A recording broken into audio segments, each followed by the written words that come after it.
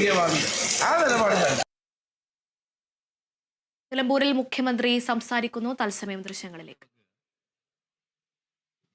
അങ്ങനെയാണ് മാധ്യമം ദിനപത്രം ആരംഭിക്കുന്നത്.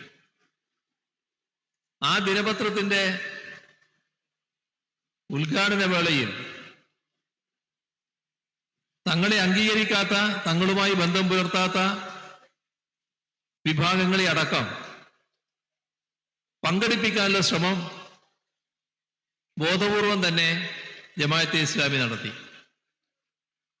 അങ്ങനെ അന്നത്തെ പാണക്കാട് ശിഹാബ് തങ്ങളെ ഈ പരിപാടിയിലേക്ക് ക്ഷണിച്ചു. എന്നാൽ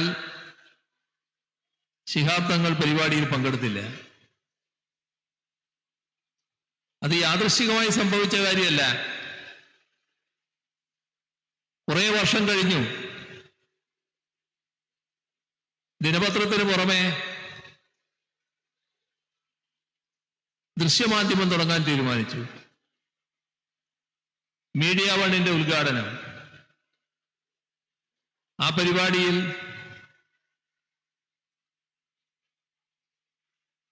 പാണക്കാട് ഹൈദരലി തങ്ങളെയാണ് ക്ഷണിച്ചത്. രണ്ടുപേരും ഇപ്പൊ നമ്മോടൊപ്പം ഇല്ല. പക്ഷേ ഹൈദരലി തങ്ങളും ആ പരിപാടിയിൽ പങ്കെടുത്തില്ല. ഇതും യാദൃശ്ചികമല്ല. ഇതായിരുന്നു ജമാഅത്തെ ഇസ്ലാമിയോട് പൊതുവെ കേരളം സ്വീകരിച്ച നിലപാട്. അതിന്റെ ഭാഗമായി ഇന്ത്യൻ യൂണിയൻ മുസ്ലിം ലീഗിനും അവരെ അംഗീകരിക്കാൻ കഴിഞ്ഞിരുന്നില്ല. ഇന്ത്യൻ യൂണിയൻ മുസ്ലിം ലീഗിന്റെ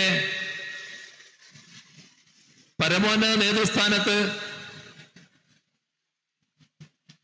ഇരുന്ന രണ്ട് മഹത് വ്യക്തികളുടെ കാര്യമാണ് ഞാൻ പരാമർശിച്ചത്.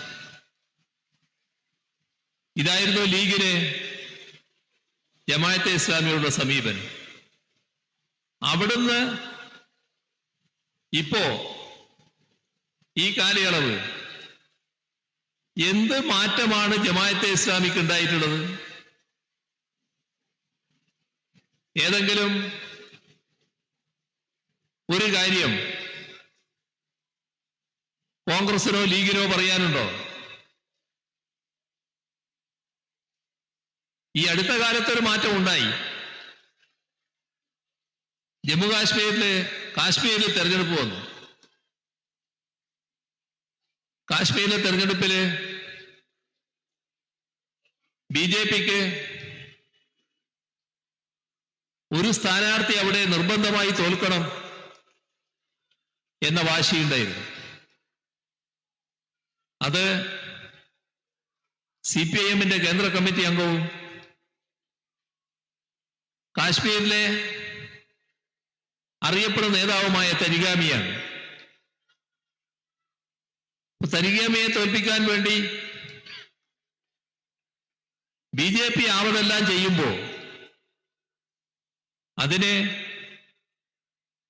കൂടെ നിന്ന് സഹായിക്കാൻ തയ്യാറായത് ജമാഅത്തെ ഇസ്ലാമിയാണ്. ജമാഅത്തെ ഇസ്ലാമിയുടെ കാശ്മീരിലെ മുഴുവൻ പ്രവർത്തകരും തരിഗാമിയുടെ മണ്ഡലത്തിൽ കേന്ദ്രീകരിച്ചു. അദ്ദേഹത്തെ പരാജയപ്പെടുത്തലായിരുന്നു ഉദ്ദേശം. പക്ഷേ ബി.ജെ.പി. ആഗ്രഹിച്ചതോ ജമാഅത്തെ ഇസ്ലാമി ആഗ്രഹിച്ചതോ അല്ല നടന്നത്. തരിഗാമി നല്ല നിലക്ക് വീണ്ടും തെരഞ്ഞെടുക്കപ്പെട്ടു. ഇതാണ് ജമാഅത്തെ ഇസ്ലാമി.